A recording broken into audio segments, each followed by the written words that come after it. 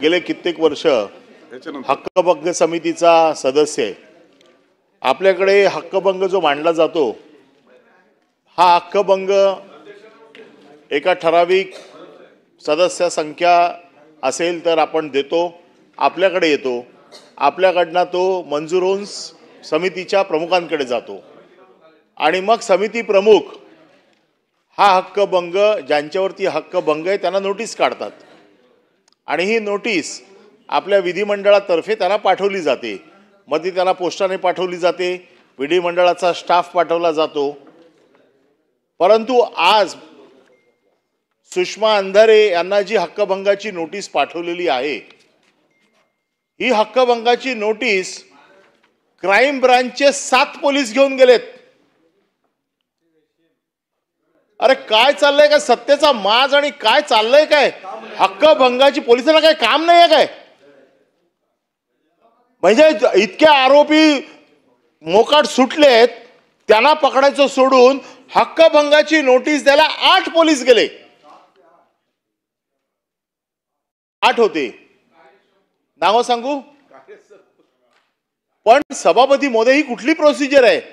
हा कुठला कायदा आहे की हक्कभंगाची नोटीस क्राइम ब्रांचचे पोलीस घेऊन जातात? मी देखील कित्येक वर्ष या समितीचा सदस्य आहे आणि तुम्ही काय घाबरवण्यासाठी पाठवता? तुम्ही काय दबाव आणण्यासाठी पाठवता? माझं म्हणणं असं आहे, नोटीस त्याला तुम्हाला पूर्ण बोलून तर होऊ देत, माझं पूर्ण तर होऊ देत।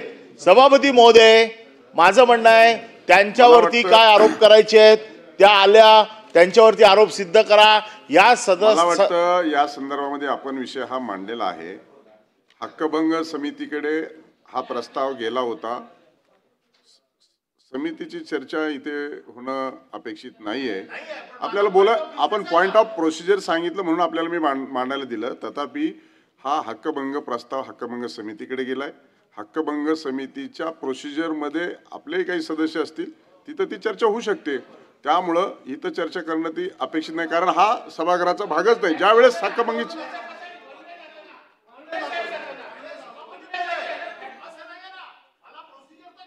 म्हणून मी सांगितलं ना प्रोसिजर।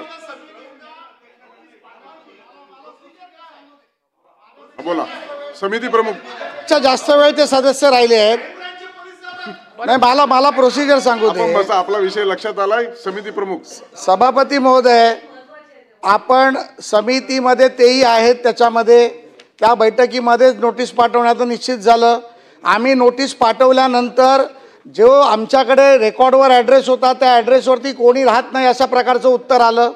मग त्यामध्ये हक्कभंग समितीची एक प्रोव्हिजन आहे, जर डिस्ट्रिक्टला असेल तर तिकडच्या SP ला किंवा सिटीला असेल तर कमिशनरेटला आपण पाठवतो आणि त्या माध्यमातून ती नोटीस पोचली जाते।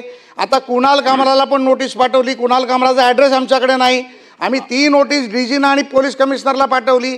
पण ज्या सुषमा अंधारेबद्दल अनिल परब साहेबांना थोडा पुळका आला आहे, त्या मॅडमनी स्वतः कैलासवासी शिवसेना प्रमुख बाळासाहेबांचा देखील अपमान केला होता।